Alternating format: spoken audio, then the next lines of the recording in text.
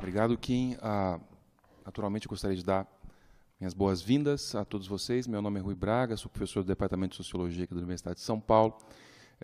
Gostaria de dizer da minha enorme satisfação de estar aqui hoje, recebendo o professor Zé Paulo Neto, que dispensa maiores apresentações. Eu vou aqui dizer duas palavrinhas sobre o Zé Paulo, enfim, além, naturalmente, daquela observação, né, que é muito comum e todos nós conhecemos, né, de que o professor Zé Paulo é professor emérito da Federal do Rio de Janeiro, professor doutor honoris causa de inúmeras universidades pela América Latina, enfim, e é um grande mestre, né, do marxismo brasileiro, alguém que nos encanta com a sua sagacidade, com a sua sabedoria há muitas décadas, né, pelo menos 50 décadas, 40 décadas, 50 décadas, seguramente.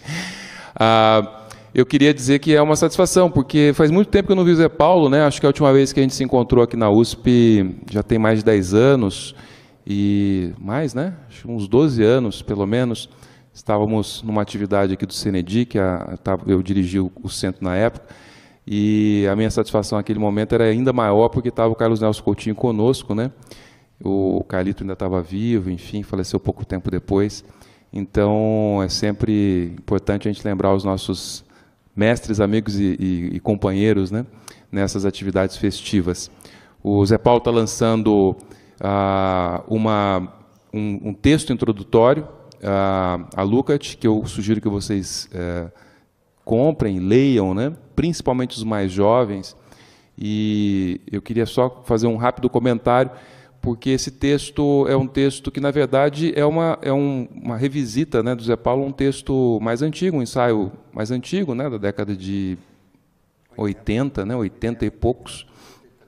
E o Zé Paulo, pelo que eu entendi, eu acabei de ver o texto aqui, né, não tinha recebido ainda, o Zé Paulo deu uma boa atualizada no material, enfim, a bibliografia, etc., né? Mas confesso, é um texto que eu li na minha juventude, né, quando eu era aluno de graduação, e foi um texto que me encantou e me introduziu não apenas ao pensamento de Lukács, mas a um tipo de marxismo muito vibrante, né, e que, à época, né, quando muitos falavam que Lukács era um autor stalinista, né, o texto, esse ensaio do Zé Paulo me chamou muito a atenção, porque foi a primeira vez que eu percebi que não era, que tinha, vamos dizer assim, uma crítica anti-stalinista no Lukács, uma potência anti-stalinista muito forte, e o Zé Paulo foi o primeiro que me abriu os olhos a isso, e por várias razões, inclusive esta razão, né, eu acabei me tornando, né, um leitor muito ordinário, né, mas um leitor muito interessado, tanto do Lukács quanto do próprio professor Zé Paulo, né. E, então, é dizer aqui da minha satisfação, da minha enorme alegria, anunciar que o tema, né, dessa palestra é fundamentalmente a estética, mas eu entendo que o Zé Paulo vai... O Zé Paulo também, junto com a estética do Lukács, né, ele fez uma longa introdução, que provavelmente ele vai contar um pouco sobre a história dessa introdução aqui hoje. Então, eu estou imaginando que vai ser sobre a estética, mas, de alguma forma, vai passar por outros aspectos anteriores, propriamente à estética, e nos brindar com, seguramente, uma conferência magnífica, como é normal, né, como é usual, quando se trata do professor Zé Paulo Neto. Então, sem mais delongas, por favor, Zé Paulo, fique à vontade.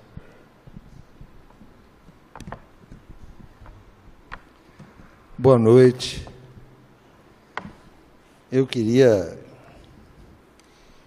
saudar a todos aqueles que assistem presencial ou virtualmente as atividades que hoje se iniciam, saudar os conferencistas, saudar os mediadores, os debatedores dessa que eu espero seja uma profícua semana de estudos. Eu agradecer aos promotores desse evento, né, muito particularmente a Boitempo e sua equipe de colaboradores, e quero dizer que é um desafio a tarefa de, em 50 minutos, dissertar sobre um dos filósofos mais importantes do século XX, que é Lukács, e sobre uma obra monumental. Eu pediria que atentassem para esse qualificativo, uma obra monumental que é a estética. Mas não é só um desafio. Eu, aliás, acho que a honraria de abrir a série de palestras não me foi dada por uma eventual competência minha. Eu tenho a leve suspeita de que é porque eu sou o decano de todos os que passarão aqui. Então, sabe aquele negócio, o velhinho vai morrer logo, então vamos lá. Eu suspeito que vá um pouco disso pelo carinho que algumas pessoas têm por mim. Mas eu queria aproveitar um gancho. É um prazer enorme reencontrar o professor Rui Braga, né, que eu conheci, porque ele falou nas minhas décadas de trabalho. Eu o conheci quando ele não tinha um fio de cabelo branco na cabeça, não é? Tornei-me seu leitor, não é? Leitor cuidadoso, crítico, mas sempre aprendendo com ele, sempre aprendendo, inclusive o que creio ser dos seus últimos lançamentos, é aí da Boitempo, o Precariato, não é? E queria agradecer as generosíssimas palavras que ele dirigiu a mim. É verdade, tem mais de 5 décadas que eu estou remando nessa lagoa imensa, não é? Não lagoa é algo meio parado, não é? Nesse rio maravilhoso que é o pensamento do Marx e o pensamento do Lukács. Então, eu tenho 50 minutos para falar isso para vocês. Eu diria, de uma ousadia, de um atrevimento e de no limite, uma certa irresponsabilidade, mas eu suponho que vocês compreenderão que o que me traz aqui é aquilo que me levou a Lukács no princípio dos anos 60.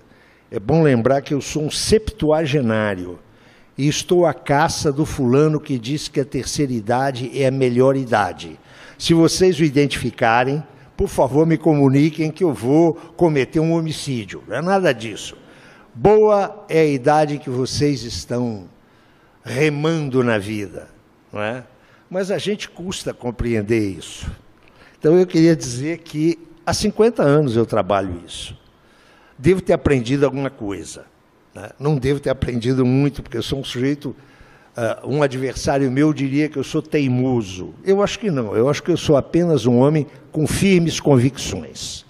Mas eu quero dizer para vocês o que me traz aqui. O que me traz aqui não é apenas a importância desse evento, não é a importância dos autores que estarão presentes aqui, alguns debatendo, alguns proferindo conferências, alguns estrangeiros, inclusive. Mas o que me traz aqui é que, há muitos anos atrás, eu li de um autor marxista francês, que hoje quase ninguém se lembra dele, o que é uma incultura injustificável. Eu me refiro a Henri Lefebvre. Eu aprendi com Henri Lefebvre que conhecimento, especialmente conhecimento teórico, científico, se faz com paixão e ironia. Eu não vou ter tempo de usar muito de ironia aqui com vocês. Eu já vou abrir uma, não é?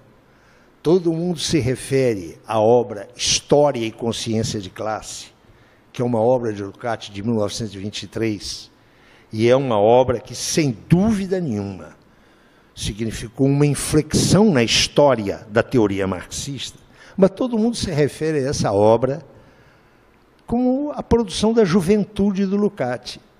Sadia juventude, que demorou até os 38 anos de idade, não é? Ele tinha 38 anos de idade quando publicou História e Consciência de Classe. E todo mundo bate palma para a juventude do Lukács. Eu queria que me considerassem jovem aos 38 anos. Mas eu não vou poder dar vazão aqui à minha ironia.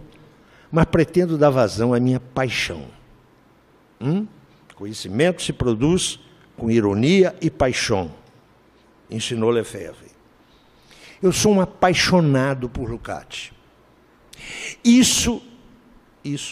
Essa paixão, desde o princípio dos anos 60, portanto tem muito tempo. Os pais de vocês nem tinham nascido, provavelmente alguns. É uma paixão por aquilo que eu adquiri de conhecimento através de Lukács. E o que me traz aqui é a possibilidade de conversar com jovens, né? Eu já tinha na cabeça que o público aqui seria de jovens. Não é? É a paixão que me traz aqui para poder socializar com vocês minimamente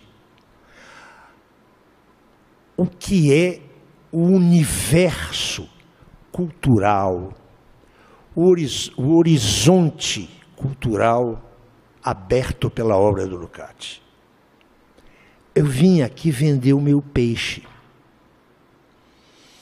Eu vim aqui para convencer vocês. Se não convencer, pelo menos estimular vocês para que leiam Lukács.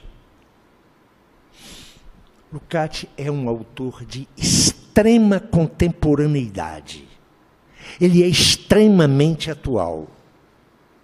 Lukács não é um clássico do marxismo que está num museu embalsamado para a gente chegar lá diante dele e fazer genuflexões. Há várias formas de entrar no pensamento marxista. Há várias formas de se aproximar de Marx. E quando eu digo aqui pensamento marxista, atenção, eu não penso que isso interessa apenas aos marxistas. Isso interessa a todos os homens e mulheres que vivem as perplexidades do tempo presente. Lukács não foi a minha forma de aproximação a Marx. Por razões que não interessam aqui, eu me aproximei muito intempestivamente, muito precocemente de Marx. Mas quando eu já estava acreditando que era marxista, e já era comunista, pertencia à gloriosa, lá do passado, JC, eu estava convencido que eu tinha remédio numa mesa de botequim na sexta-feira para todos os males do mundo. Aí é que Lukács entrou na minha vida. Entrou e não saiu mais. E eu refiz a minha porta de entrada no pensamento marxista. Porque aprendi uma frase que está num momento em que Lukács era vice-ministro da Cultura da República Soviética da Hungria. Vocês sabem que houve uma revolução na Hungria no ano de 1919. Criou-se um governo soviético. Soviético não é russo não, hein, meus amigos? Soviético é de conselhos. O Lukács foi nomeado vice-ministro da Cultura. Na verdade, o ministro, que era um social-democrata, Kunf, não exerceu grande coisa. Lukács é que exerceu ali. E ele pôs no documento oficial que anunciava as práticas do Ministério da Cultura, ele pôs o seguinte mote: a política é o meio, a cultura é o fim. Com Lukács eu aprendi que marxismo é cultura. Então, sejam vocês simpáticos ou não ao marxismo, sejam marxistas ou não, Lukács foi indiscutivelmente, para todos os analistas da história da filosofia, analistas sérios, alguns inclusive extremamente reacionários, Lukács foi um dos maiores filósofos do século XX. Eu, pessoalmente, estou convencido de que Lukács foi, depois de Marx, de Engels e, em certa medida, de Lenin, foi o maior pensador marxista. Mas esse é um juízo. Há outros juízos. Eu não quero convencê-los de que esta posição é a posição correta, justa, perfeita e acabada. Mas eu gostaria de sugerir a vocês, e por isso eu vim aqui, para estimulá-los a ler Lukács. certamente ninguém desta sala, não importa a sua origem, a sua extração social, os seus projetos intelectuais, ninguém desta sala sairá da leitura de Lukács do mesmo jeito com que entrou. Eu vou inverter aqui a exposição que eu preparei. Eu estou aqui com papel na mesa. Quem me conhece de longa data sabe que eu não trabalho com papel.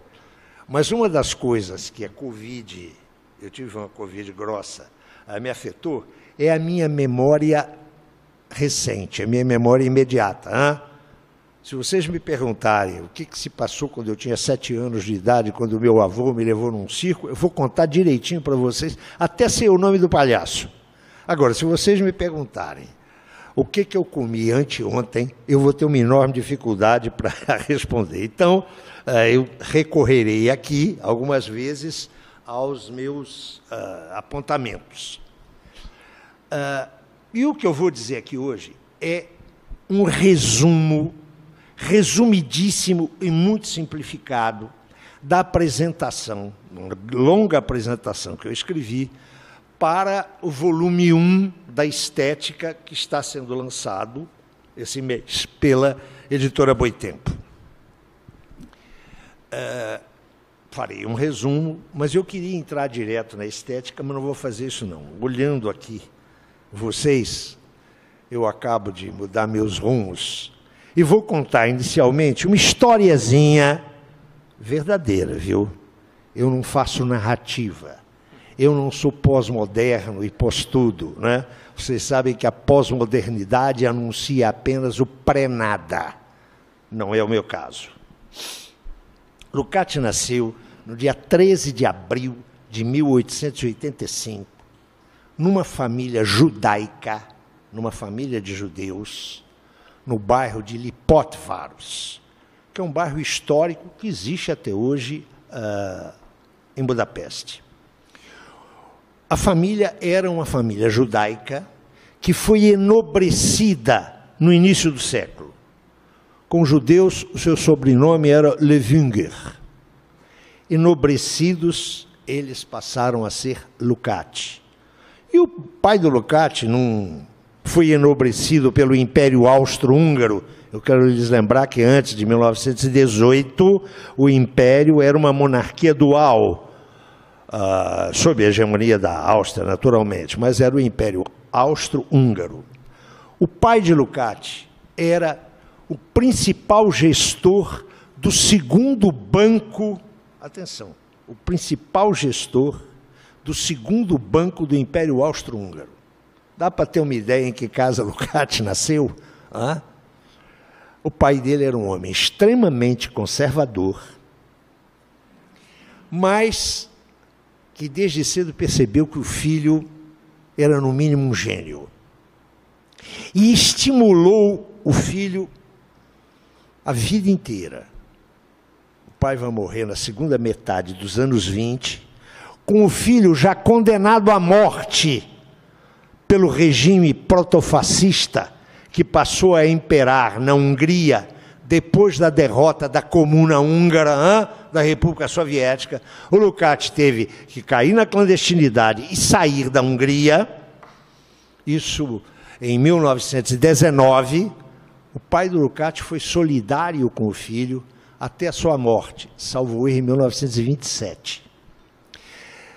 Com isso eu quero só mostrar para vocês por que o Lukács não teve, quando verdadeiramente jovem, nenhuma das preocupações que vocês têm, de pagar o aluguel, de ter dinheiro para o transporte, de comprar livro.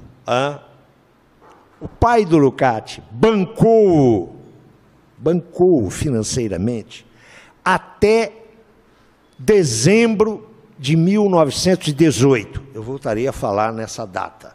Para ser preciso, no dia 2 de dezembro. Por isso, Lukács fez os seus estudos fundamentais na Hungria, concluiu o seu doutorado em 1910 e já era um personagem intelectual conhecido ali na Hungria. O pai o estimulava muito, não apenas o bancava financeiramente. O pai tinha certeza que aquele filho, que era um dos 4 que o pai teve, né, só sobreviveram, na verdade, 3 filhos. O Lukács, o filho mais velho, que morre num campo de concentração fascista em 1944, e a única filha, Maria, que tinha o apelido de Mitch, que sobrevive a Lukács. Ela vai morrer nos anos 90. Mas o grande investimento do pai era o Georg. Então ele garantiu uma vida tranquilíssima ao nosso Georg. Terminou seus estudos fundamentais em 1910, na Hungria, defendeu sua tese de doutorado. Só um detalhe, o doutoramento de Lukács foi cassado pelo regime fascista de Horthy, que sobreviveu na Hungria de 1919 até a libertação da Hungria, em 44, 45. Pois bem, o filho tinha dotes filosóficos e estéticos. Passa a viver temporadas em Firenze, viajando pela Itália, conhecendo os museus, as obras de arte. Esse filho só vai ter uma paulada na vida do ponto de vista afetivo. Entre 1910 e 1911, ele tem 2 perdas pessoais fortíssimas. Um era um seu melhor amigo, um jovem, Leo Popper, e outra, uma mulher fascinante, uma artista, com quem Lukács teve uma affaire. E essa mulher se suicida. O Lukács entra numa crise pessoal enorme. E ele é puxado para sair dessa vida, viajando, escrevendo artigos sobre estética, sobre arte. Ele já tinha escrito um grande livro. Notem que esse cara entra na imprensa húngara em 1902. Ele nasceu em 1885. Em 1902, aos 17 anos, ele já é um articulista tratando de temas culturais na imprensa húngara. Ele escreve, e conclui isso em 1908, uma volumosa História da Evolução do Drama Moderno, que ele só publica em 1911.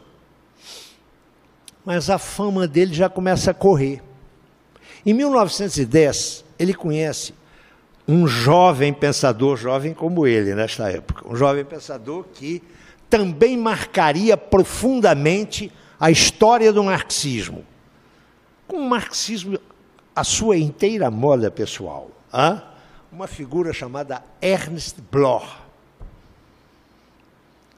que o convence a ir para a Alemanha e estudar na Alemanha. Lukács já tinha feito umas passagens em Berlim, onde ele conheceu Simmel, o grande sociólogo Simmel.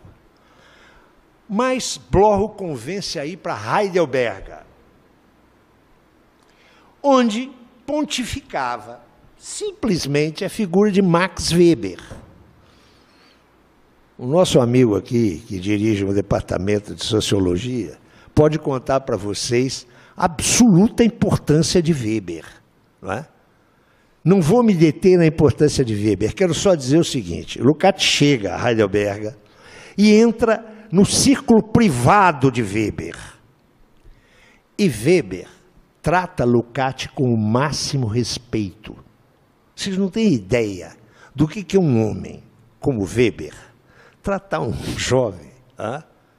Weber, salvo o erro meu, me ajuda aí, nasceu em 1858. Era, portanto, cerca de 20 anos mais velho que Lukács. Já era o Weber monumental da cultura sociológica alemã. Lukács escreve, entre 1914 e 1915, uma segunda obra que vai ser sempre mencionada, A Teoria do Romance. Weber fica fascinado com essa obra. A mulher de Weber, vocês todos ouviram quando criança, todos e todas ouviram quando criança aquela história horrorosa que todo grande homem tem atrás de si uma grande mulher, não é? Não é verdade. Todo grande homem tem a seu lado, ou às vezes à sua frente, uma grande mulher. Uma mulher que vocês deveriam ler é Marianne Weber, mulher de Weber, que era uma intelectual sofisticadíssima. Uma feminista, né? Avant la lettre. O que é interessante é que ela escreveu uma obra que é uma biografia de Weber. Está traduzido aqui em português. O título, se eu não estou enganado, é Max Weber, biografia. Claro que mesmo uma mulher com os dotes intelectuais da Marianne comete alguns pecadilhos, não é? O pecadilho dela é que ela não escreveu uma biografia, ela escreveu uma agiografia. Não sei se vocês conhecem a palavra, com H na frente, agiografia, vida de santo, não é? Weber, para ela, é o cúmulo do cúmulo dos cumes. Mas ela narra sobre os participantes do seminário privado de Weber. E ela diz que eram conhecidos, notem, como os 4 evangelistas. Marcos, Mateus, Bloch e Lukács. Porque ela, com isso, de maneira muito plástica, e a mim me parece muito feliz, ela diz que era isso que corria em Heidelberg, eu não sei se era isso, mas nas letras da Marianne, essa mulher extraordinária, isso adquire um sentido muito claro, ainda que metafórico, de a quantas Lukács e o próprio Bloch andavam, não é? Eles tinham um pensamento messiânico, não é? O mundo vivia, estamos em 1415, o mundo vivia a barbárie da guerra. Guerra é sempre barbárie, ainda que possa ter motivações justas, mas é sempre barbárie. O Lukács estava horrorizado com isso, horrorizado. Ele estava buscando alternativas na literatura russa, em Dostoiévski. Ele se fascina por Dostoiévski, porque em Dostoiévski ele não vê apenas, notem, ele não vê apenas a grande literatura, mas vê grandes lições éticas. Atenção, já agora, nós estamos tratando dos anos 10. Lukács estava com o olho posto na estética e na ética. É assim que ele vai morrer nos anos 60. O Lukács, lá do fim da vida, fecha o circuito das suas primeiras elaborações. Weber fica fascinado com a teoria do romance, e não só Weber. Mas Lukács tinha posições claramente colidentes às de Weber. Weber, como todos vocês sabem, maiores informações com esse moço, esse jovem senhor aqui ao meu lado, Weber foi um entusiasta da guerra. Entusiasta. A Lukács, a guerra a repugnava. E ele entra numa crise intelectual. No primeiro momento, a luz parecia vir do leste. Era a obra de Dostoiévski. Mas isso é uma obra ideal, não é? A arte é algo de ideal. Ela se apresenta até em formas materiais, pense na pintura, na arquitetura. Mas Lukács tinha uma enorme sede de realidade. E a luz continuou vindo do leste. Mas era uma luz outra. Foi a Revolução de novembro de 17. Lukács se entusiasmou, viu ali a alternativa. Mas sentiu-se eticamente incapaz de aderir ao que na época se chamava bolchevismo. E por quê? Porque, segundo Lukács, observando o que se passava na Rússia revolucionária, os objetivos, os fins dos revolucionários eram nobres, mas a ele, Lukács, repugnava os meios que estavam sendo utilizados. É assim, meus amigos, que no ano de 1918, no primeiro semestre de 18, Lukács escreve um pequeno ensaio intitulado O Bolchevismo como Problema Moral. O que ele diz nesse ensaio? Olha, os fins dos bolcheviques são os meus, mas os meios dos bolcheviques me impossibilitam de aderir a eles. Esse ensaio foi escrito no primeiro semestre de 1918. Vocês sabem que publicar um ensaio em revistas científicas, você não manda e chega na hora. Este ensaio foi publicado em meados de dezembro de 18. Só que no dia 2 de dezembro, Lukács tem uma conversa com um dos fundadores do recém-fundado. Foi fundado em novembro.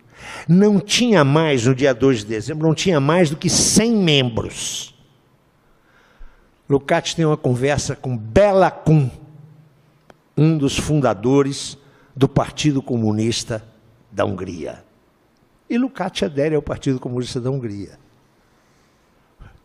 Ele já tinha assinado lá o papelucho, a inscrição, quando sai o artigo o bolchevismo como problema moral. Bom, vocês podem imaginar qual foi a reação dos amigos do Lukács. Um grande historiador da literatura e da arte, né? Também tão maltratado. Aqui no Brasil, ele é absolutamente ignorado, embora a sua obra principal esteja publicada aqui há mais de 40 anos. Arnold Hauser. Hauser disse, ninguém entendeu nada. Foi um espanto. Espanto ou não, a vida do Lukács muda. O rapaz, até meio frajola, que vivia às custas do papai, passa a ser um funcionário da Internacional Comunista, ganhando salário de operário especializado. Em 19 e por 10 anos, Lukács vai mergulhar ativamente na vida política. Ele participará da Revolução Húngara, da Comuna Húngara, será vice-ministro da Cultura, será comissário de uma frente de combate. Você sabe o que é ser comissário de uma frente de combate? Tinha o exército revolucionário e o Lukács ia para lá para inflamar, é verdade isso, para inflamar o vigor dos revolucionários. Conta-se que ele ficava passeando acima das trincheiras, lendo enquanto as balas, eu não sei o que há de lenda ou de verdade. O Lukács nunca falou sobre isso, nunca. Embora tenha feito confissões, memórias, etc. O que ele diz é o seguinte, fui comissário político da Quinta Frente Revolucionária. A Revolução é derrotada, ele cai na clandestinidade, passa 3 meses na clandestinidade e se exila em Viena. O governo reacionário húngaro condena-o à morte e pede que os austríacos o devolvam para executá-lo. Um grande movimento de intelectuais alemães, um grande movimento que envolve intelectuais do Ocidente, se manifesta em defesa de Lukács e o governo austríaco não o entrega aos assassinos húngaros. Lukács vai mergulhar intensamente nas lutas internas do Partido Húngaro. Será derrotado nessas lutas. Será derrotado. O que o leva a uma autocrítica, em 1929, que o afasta da vida partidária. O afasta da vida partidária. Controla o meu tempo aí. Tá bom? Não está bom não, eu tenho que acelerar aqui. Obrigado. Se me deixarem, eu fico com vocês, e se vocês suportarem, até às 11 da noite. Esse período, eu sempre brinco dizendo que Lukács não leu corretamente 2 ensaios de Weber, onde ele fala sobre vocações. Num, ele fala sobre a vocação teórica, e no outro ele fala sobre a vocação que é a da política. O Lukács, na política, sempre quebrou a cara. Sempre defendeu posições juntas. Não posso entrar aqui em detalhe das posições que ele defendia na década de 20. As posições eram justas, mas ele perdeu. Nem sempre a correção de posições teóricas leva à vitória política. O único exemplo não é Lukács, há vários exemplos quanto a isso. Mas é desses anos a obra mais divulgada, mais citada de Lukács. História e Consciência de Classe. É uma retomada dos artigos que ele escreveu entre 1919 e 1922, que ele revisa profundamente e publica em setembro de 1923. Esta obra só foi reeditada, atenção, esta obra só foi reeditada pela primeira vez, reeditada. A primeira edição é de 23. A reedição é de 1960, numa tradução francesa, que logo que vendeu, teve tiragens até 1967. Lukács meteu um processo nos editores franceses, porque ele não autorizou a reedição. Mas ele teve que render aos fatos. A obra era tão citada que vendeu como água e influiu enormemente sobre a juventude europeia que fez maio de 68. Em maio de 68, Lukács tinha atualidade. Imaginem em 2023. Por favor. Essa obra, a chamada obra maldita do marxismo, Lukács só autorizou a sua reedição em 1967. Escreveu um longo prefácio autocrítico, que está aqui, se me permite. Eu organizei, para esse centenário, uma antologia de textos sobre história e consciência de classe. Está aí esse prefácio de Lukács de 1967. Eu recomendo a todo mundo que, antes de ler História e Consciência de Classe, leia o prefácio maduro do Lukács, onde ele reconhece os méritos da obra, mas também chama a atenção para os seus equívocos. Lukács afasta-se da política, derrotado, e vai passar alguns meses em Moscou. Lukács vai ficar em Moscou até o verão de 1930. E isso vai significar um giro na vida do Lukács. Eu devo parar aqui um pouco para dizer o seguinte: a longa evolução do Lukács, de história, evolução histórica do drama moderno, de 1908, até sua última e derradeira obra, a Ontologia do Ser Social. Notem, ele conclui a Ontologia em princípios de 1971. Ele morre a 5 de junho de 1971. Esse longo lapso, a trajetória do Lukács não é uma trajetória unívoca, sem mudanças, sem giros, sem inflexões.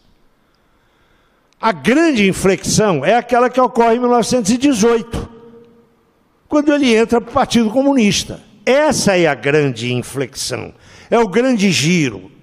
Mas, a partir de 18 e até o fim da vida, o Lukács, porque era um homem ligado no seu tempo, o Lukács teve outras inflexões. Eu vou me ater a apenas uma, que depois da de 1918 é para mim a mais importante, é quando Lukács passa uma temporada em Moscou, em 1930-31. Por quê? Porque fora fundado em Moscou por um revolucionário chamado Davi Ryazanov, que morreu nas purgas stalinistas em 1938. Foi fundado o que era o Instituto Marx Engels.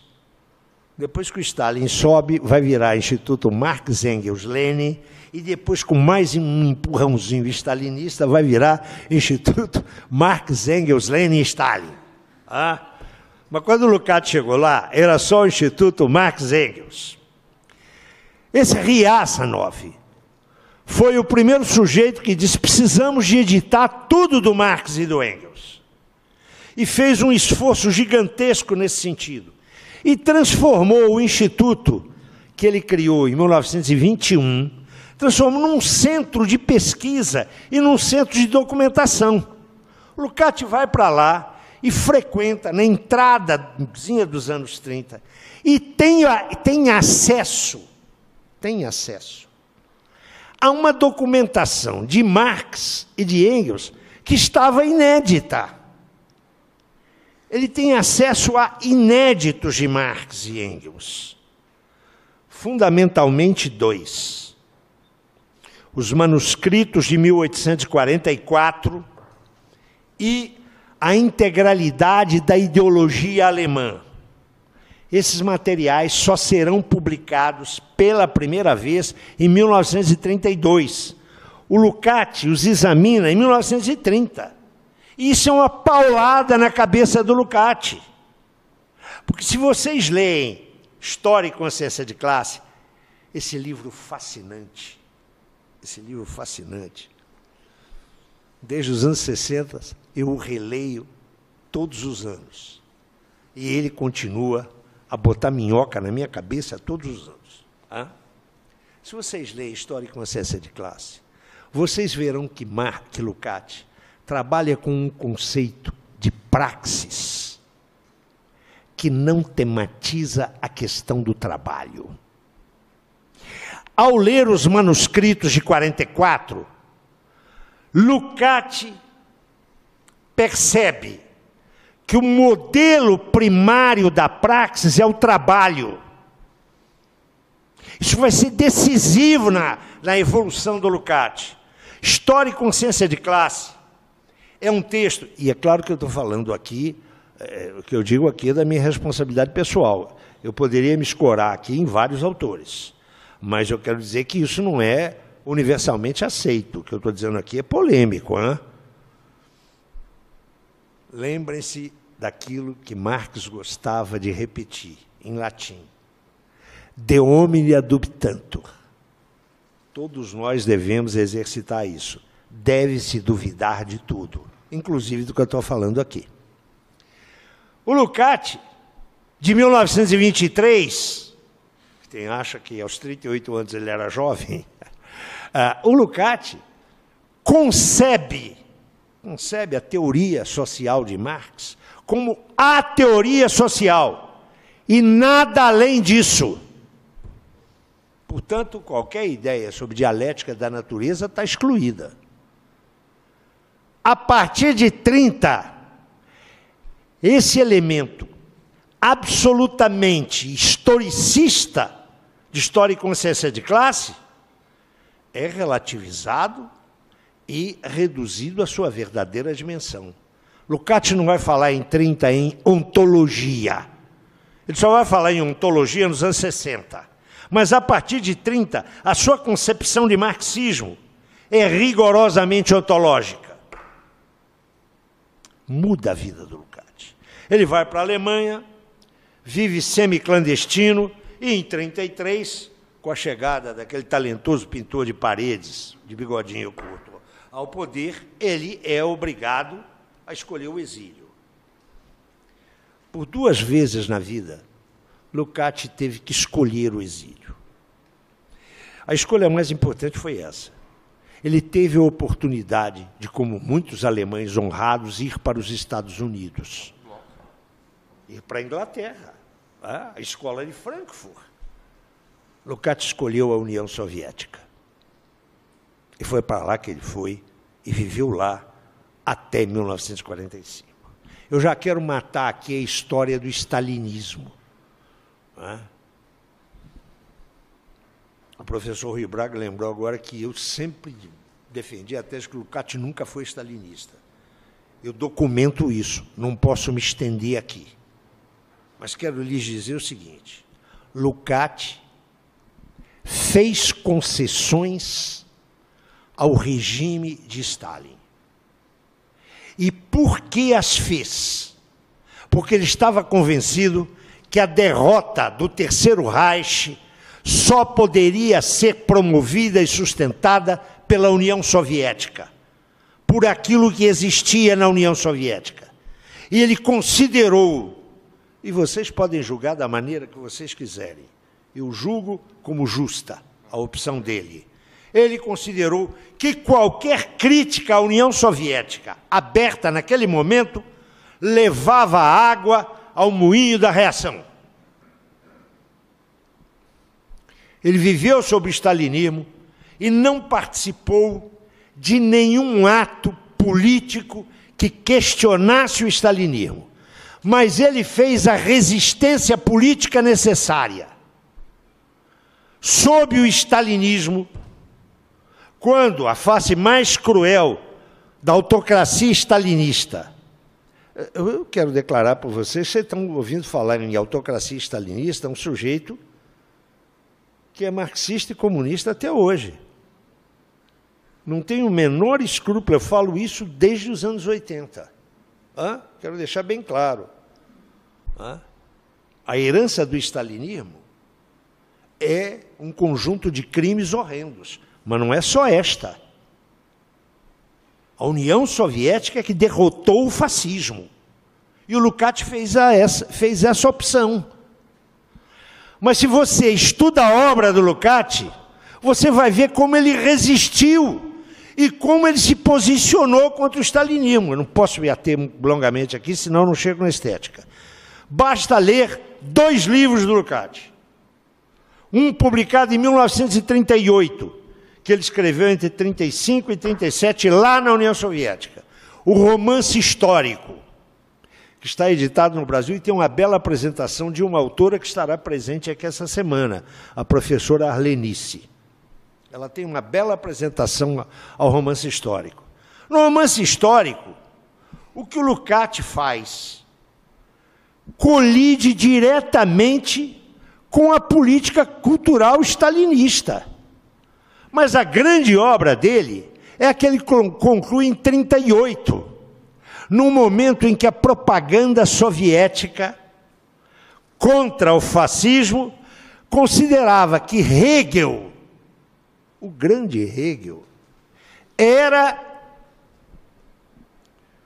um cão morto e a expressão do reacionarismo alemão.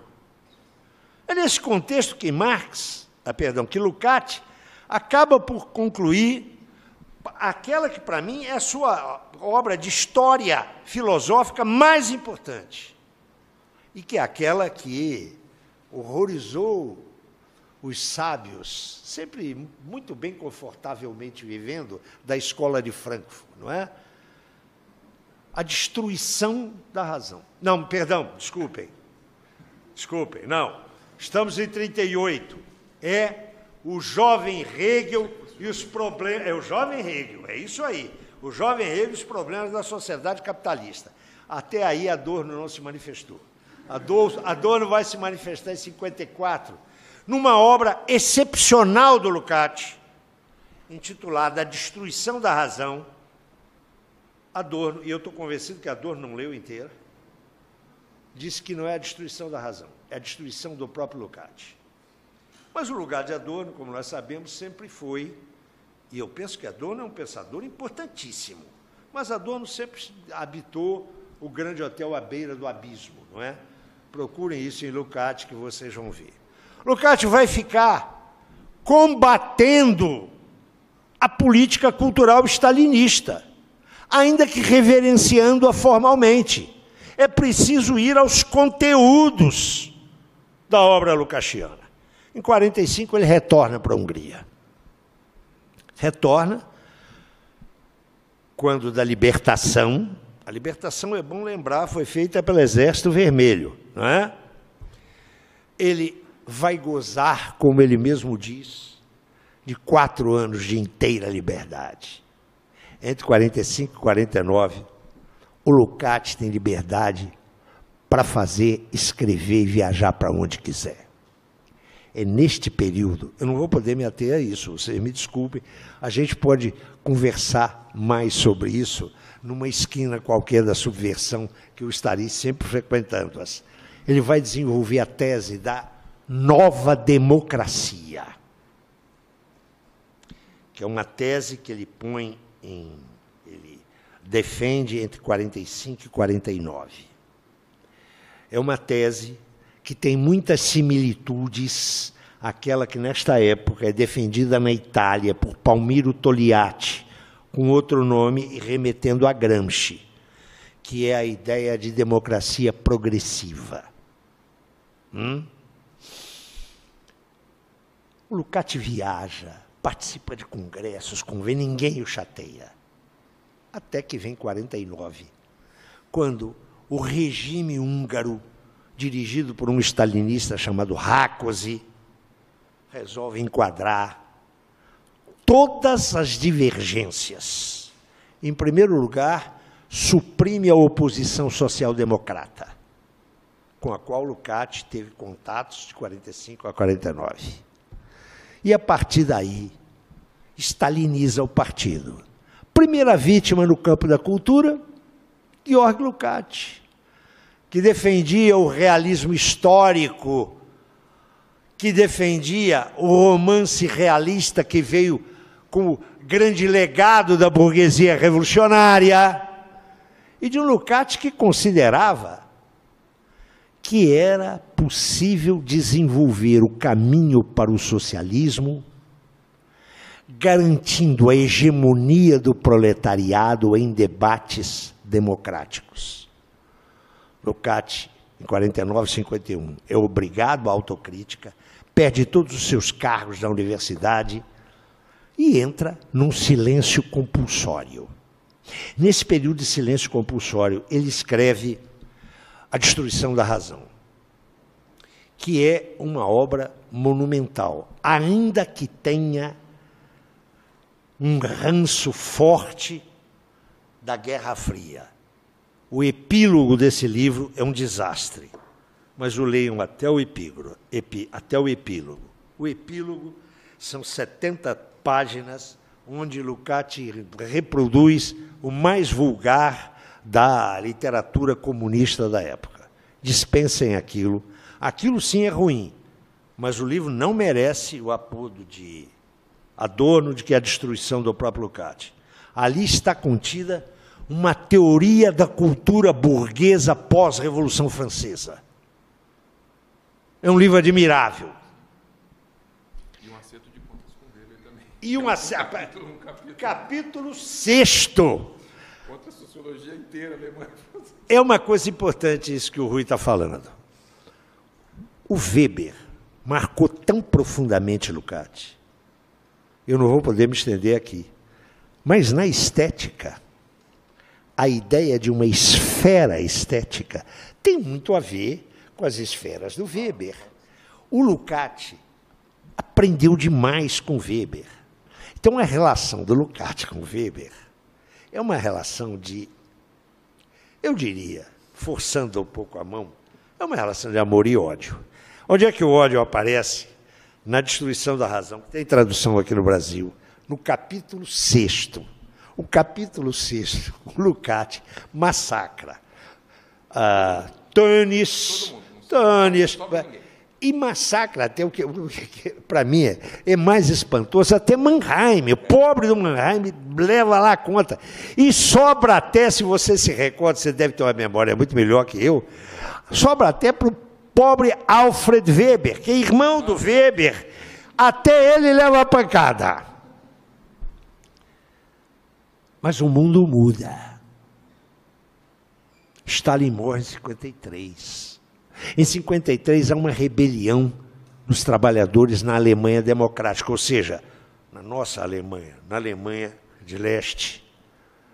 E na Hungria e na Polônia, as coisas começam a fermentar. O regime de Rákosi cai. Há um levante popular na Hungria. Outubro, novembro de 1956. O velho Lukács pode romper o seu silêncio e se torna audível pelos jovens que estão lutando não contra o socialismo, mas contra o regime de Rákosi, que era um mimetismo do stalinismo. O Partido Comunista, que dizia ter 900 mil aderentes, se derrete como sorvete exposto ao sol de um verão carioca. Cria-se uma comissão para recriar, refundar o partido. Lukács é chamado para participar dela. E é chamado para participar do governo que substitui Rákosi, o governo de Nagy, como ministro da Cultura. Ele não tem tempo de fazer duas coisas. Não esquenta a cadeira do Ministério da Cultura e nem a comissão de recriação do partido. Por quê? Porque a 4 de novembro, as tropas do Pacto de Varsóvia, leia-se, as tropas da União Soviética, vão levar uma fraternal ajuda ao povo húngaro. Não preciso dizer para vocês que Lukács é obrigado a um desterro na Romênia, mas ele já era um cara conhecidíssimo no mundo inteiro. Então o novo senhor da Hungria, Kádár, trata de buscar conversas com Lukács. O velho Lukács, velho, hein? Estamos em 56, 57, ele está lá, na Romênia, não aceita fazer autocrítica, não se desculpa pelas atitudes que tomou. Pedro, como vocês sabem, segundo a tradição cristã, renegou 3 vezes. Mas este Pedro granítico do marxismo, não renegou pela última vez. Aceitou as condições de Kádár. Você não vai ter nada de vida pública. Você volta para a tua casa. Lukács aceitou. E já no dia seguinte, começou a se mexer. Primeiro, começou a contrabandear os livros dele para o Ocidente. Não estavam deixando ele publicar. É simples. Contrabando. As autoridades o chamam. O senhor está contrabandeando. Ele disse, muito bem. Enquanto vocês não me derem o direito de editar, eu não renunciarei ao direito. Isso é textual, viu, gente? Eu não renunciarei ao direito de contrabandear. Volta para a Hungria e não diz uma palavra contra Nagy, cujo brevíssimo governo ele fez parte. Nagy foi submetido a um processo farsa e foi executado. Procurado, Lukács disse, quando eu e Nagy, isso é textual, quando eu e Nagy pudermos passear livremente por Budapeste, eu direi a ele o que penso dele. Foi sem dúvidas, como o apelidou Kosták Selo, o Pedro granítico do marxismo. Mas aí ele teve condição de quê? Agora eu vou trabalhar, não tenho que dar aula, não tenho que aguentar aluno chato como você aguenta, eu já me aposentei. Eu agora vou estudar. Ele tinha o projeto em 1917, de escrever uma estética. Entre 16 e 17. Escrever até um ensaio que seria preparatório. A relação sujeito-objeto da estética. Em 1930, quando ele visita a União Soviética e tem aquele impacto lendo aqueles textos inéditos, ele estabelece relação com um russo, Mikhail Lifshitz, que tinha os mesmos interesses dele e Lukács, interesses de crítica literária e de estética. Quando ele retorna em 1933, ele e o Lifshitz começam com uma ideia que naquela época era absolutamente original. A ideia da possibilidade de uma estética marxista sistemática, autônoma, sem ser, note, um enxerto de Kant, de Hegel e de outros na história do marxismo. Essa ideia, em 1933, era absolutamente original. Lukács vai ficar com ela a vida inteira. E, parcialmente, Lifshitz também vai ficar. Mas, quando o Lukács volta, a partir de 1957, ele recolhe alguns materiais que ele tinha produzido a partir de 1954 e publica um livro da maior importância, que está traduzido no Brasil, já há mais de 40 anos, Introdução a uma Estética Marxista. Este livro, ele vai retomar na estética na qual ele vai trabalhar depois que ele retorna da Romênia. Ele trabalha exaustivamente e em 1962, em fins de 62, ele conclui a primeira parte da sua estética, que é publicada no ano seguinte, em 2 volumes, na Alemanha. Lukács tinha projetado a sua estética em 3 partes. Essa parte que ele publica em 1963 é apenas a primeira parte, que põe os fundamentos teóricos, filosóficos e categoriais da estética. É apenas a primeira parte. Ele planejou mais 2 outras partes, que ele não escreveu. Então, essa estética, cujo primeiro volume, ela saiu em alemão em 2 volumes. A edição francesa, que é a mais atrasada, a edição italiana, a edição espanhola e a edição francesa, se projetam para 4 volumes, apenas por razões editoriais. Então, o primeiro volume, que a Boitempo lança agora, é o primeiro de 4. Mas isso é apenas a primeira parte da estética, porque a segunda e a terceira não foram escritas. Por quê? Quando ele começou a pensar na segunda parte, ele disse, não, mas eu tenho também que fazer uma síntese da minha evolução no campo da ética. Então, ele projetou um volume sobre ética, que ele deixou inúmeros apontamentos, que, aliás, estão traduzidos no Brasil, mas que são apontamentos soltos. Por quê? Porque na sua pesquisa e na sua reflexão, ele chegou à conclusão que o único tipo de ser, a única modalidade de ser, que poderia desenvolver dimensões éticas, seria o ser social. O ser natural, orgânico ou inorgânico, não é capaz de desenvolver dimensões éticas. Deixa eu ver se eu encurto para vocês. Para o ser natural, seja ele orgânico ou inorgânico, não existe a categoria liberdade. Eu vou repetir aqui.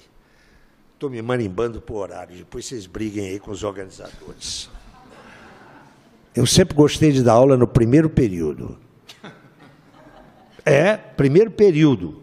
Não tem o primeiro semestre, segundo semestre? Eu sempre me julguei um bom professor. Eu sei bem o tamanho das minhas pernas, viu? Sei bem. Eu sei que eu fui um bom professor. E bom professor tem que estar nos primeiros períodos. Não pode ser essa política hoje que o cara se doutora e vai para a pós-graduação. Essa é uma posição pessoal. Estou eu no Rio de Janeiro, num verão carioca, no segundo andar do anexo da Escola de Serviço Social, que tem o nome de prédio Carlos Nelson Coutinho, tão bem lembrado por você aqui. Estou dando uma aula e estou falando sobre algumas categorias teóricas, filosóficas, sobre a categoria da liberdade. E aí disse isso que eu acabei de dizer aqui para vocês. E uma menina hoje, vocês chegam na universidade com 17, 18 anos, uma menina lindinha, toda engraçadinha, as janelas estavam abertas, porque o ar-condicionado não estava funcionando. Tinha uma revoada de andorinhas. E a menina me interrompeu e me disse, professor, liberdade para mim é isso. Liberdade é voar. A menina era linda, a imagem era linda, mas o pensamento é tolo. Eu disse para ela, você já viu andorinha aqui em junho? Ah, professor, é inverno. Eu disse, pois é isso mesmo. É agora no verão que essa ave de arribação, por determinação puramente genética, está chegando aqui para passear. O meu cachorro, se tem no prédio 2 cadelas em cio, ele não para, olha e diz assim, aquela ali malhadinha é aquela que eu vou cobrir, ou aquela ali mais altinha. Não existe. A liberdade é uma categoria que só pode ser concebida no seio do serviço social. Perdão, não sei. É que eu estou pensando no serviço social, desculpem. É uma categoria que só pode ser concebida no ser social. É só o ser social que escolhe. Uma macieira não pode escolher dar maçãs. O ser social escolhe. Liberdade é uma categoria exclusiva do ser social. E é uma categoria pertinente ao domínio da ética.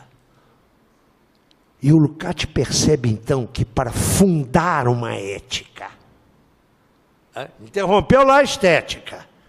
Agora, ele quer dar fundamento a uma ética. Ele precisa de discutir a ontologia do único ser que pode ter dimensões éticas, ou seja, o ser social. Então, ele não redige a ética e passa a dedicar-se à redação da ontologia do ser social. Não é? Tem 2 redações da ontologia, uma primeira, que é a chamada grande ontologia, uma segunda, que é a pequena ontologia. Não há nenhuma diferença substantiva entre elas, nenhuma. Há diferenças expositivas. Notem que o Lukács está terminando. Em dezembro de 70, o seu médico pessoal diz, olha, você está com um tumor terminal no pulmão. O Lukács disse, tudo bem. Vou continuar lutando politicamente, não é? Angela Davis era prisioneira política e ele se movimenta junto com outros intelectuais em defesa da Angela Davis. Atenção. E concentra todas as suas débeis forças para terminar a ontologia. Ele conclui as últimas passagens por volta de abril, maio e falece em junho. Quanto tempo eu tenho aí? Zé, já estourou o tempo, mas você tem quanto você quiser. Não diga isso, porque tem uma outra atividade que eu não quero prejudicar. Mais uns 5, 10 minutinhos. Tudo bem. Então, eu quero sinalizar para vocês que esse autor, esse peixe que eu estou vendendo para vocês, é um autor apaixonante e fascinante. Mas está longe de ser um autor fácil. todo grande autor pode ter momentos em que realiza obras didáticas, pedagógicas, de vulgarização. Mas na essencialidade dos seus trabalhos... 5 minutos? Sim, sim. Tá. Quer colocar aqui? Ah, eu quero. Aí fica melhor.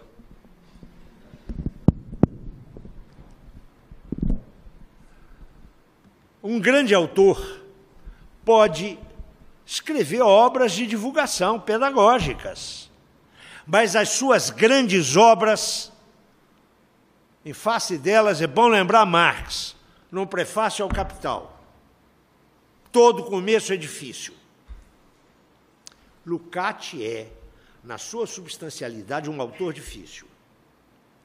Há autores que exprimem complexamente o seu pensamento porque têm uma visão pobre da realidade. Lukács não pertence a esse time.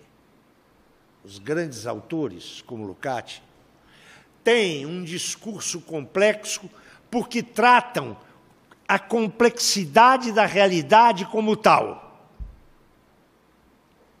A estética, que eu estou recomendando que vocês comprem, está caro para burro, que vocês comprem e leiam e estudem, é uma dessas obras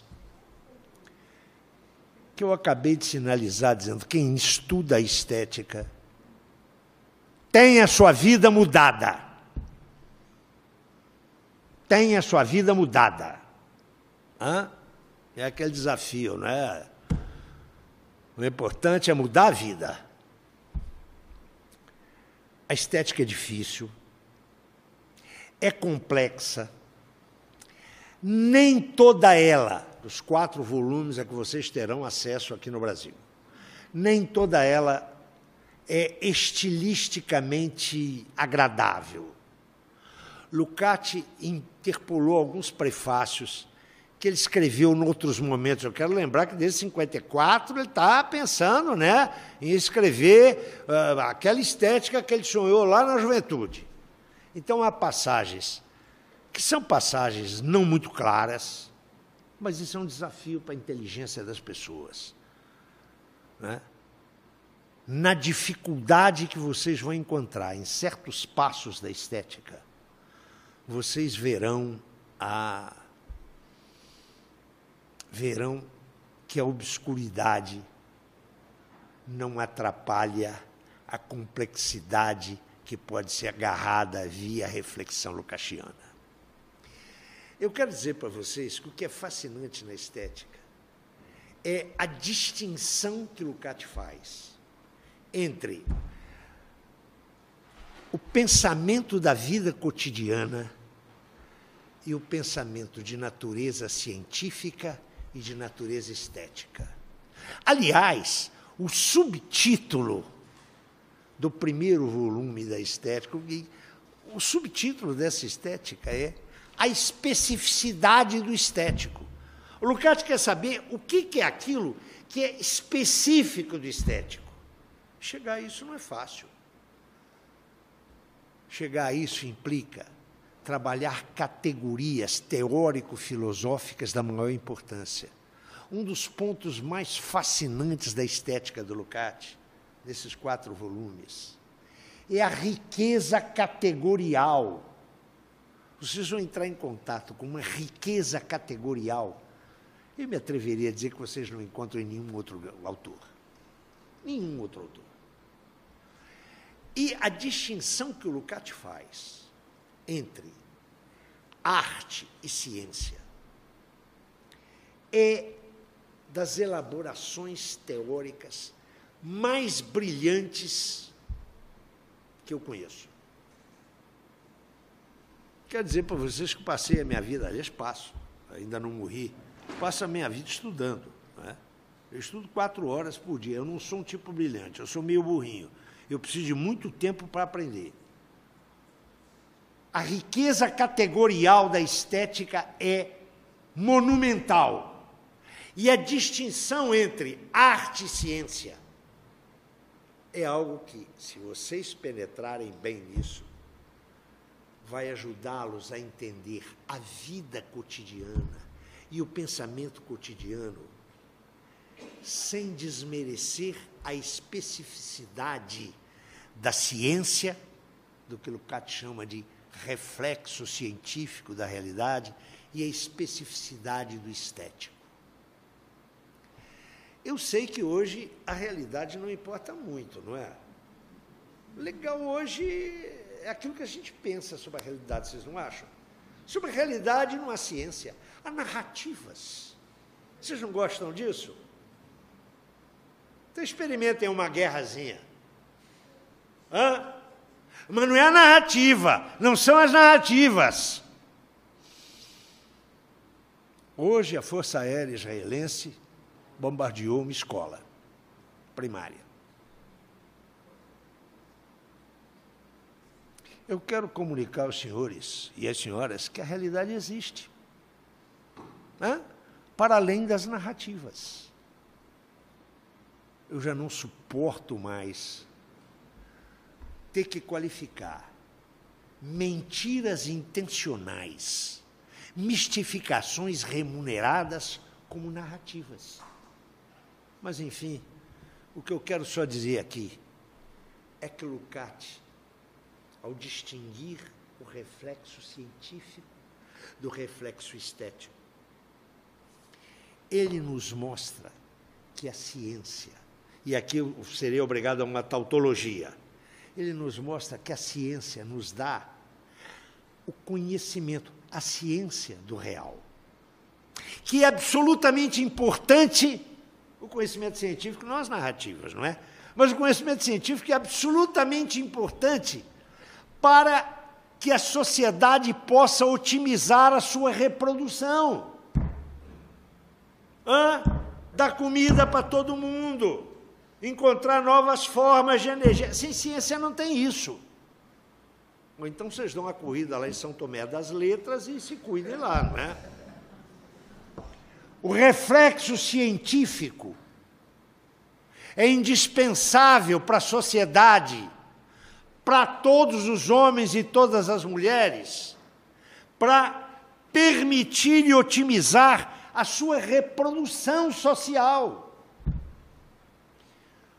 O reflexo estético que se expressa nas obras de arte, e é bom lembrar que Lukács, ao contrário do que muito acadêmico diz aí que a estética do Lukács só se funda na literatura, é porque ele é um ignorante. Lukács tem uma concepção estética sobre a música que é genial, quando ele mostra que a mímese que está presente em toda a arte, aquela que ocorre na música, é única, é uma dupla mímese. Então não me venham dizer que Lukács é um sociólogo da arte. Lukács estuda a arte na sua especificidade, que não se reduz às condições socio-históricas da sua emergência. A arte é muito mais do que isso. Porque se a ciência me dá o conhecimento da realidade, me dá a ciência da realidade, daí a tautologia. A arte me dá a minha autoconsciência como ser humano. A função social da arte, que só é possível pelos seus meios estéticos, só pelos seus meios estéticos, é sintetizar e reproduzir aqui e aqui. Mímese é evocação. A função social da arte é nos oferecer a cada um de nós, a cada indivíduo, é nos oferecer a nossa autoconsciência humana. Nenhum outro tipo de conhecimento nos fornece isso. Quem nos fornece isso é a grande arte. Eu quero insistir na grande arte. Lukács não despreza coisa nenhuma. Ele tem uma categoria do pré-estético, que seja me permitido falar aqui, é o que ele chama de meramente agradável. Muita coisa que você acha que é arte, que eu acho que não, é o meramente agradável. Isso é importantíssimo. Isso não é desprezível. Agora, ele cuida da grande arte, daquela que é capaz de trazer a cada um de nós, a todos nós, porque a concepção estética de Lukács não é aristocrática, é democrática. Lukács não frequentou o grande hotel à beira do abismo. Vamos ser claros nisso. É nos permitir nos ascender, nos elevar da condição de homem inteiro ou mulher inteira, que nós somos assim, não é? Na nossa vida cotidiana. Homens e mulheres, nós o somos por inteiro. Você está cozinhando, você está dirigindo seu carro, você está no laboratório de pesquisa, você está conversando com os amigos. Você é um só. Você está inteiro. A arte, ao nos dar a nossa autoconsciência humana, nos transforma, nos eleva à condição de inteiramente homens e inteiramente mulheres. Há pessoas que passam a vida inteira apenas na condição de mulher inteira e de homem inteiro. É preciso fazer com que essa passagem do mulher inteira ao mulher inteiramente, do homem inteiro ao homem inteiramente, seja algo acessível a todos os 7 bilhões de homens e mulheres que habitam esse planeta. Muito obrigado.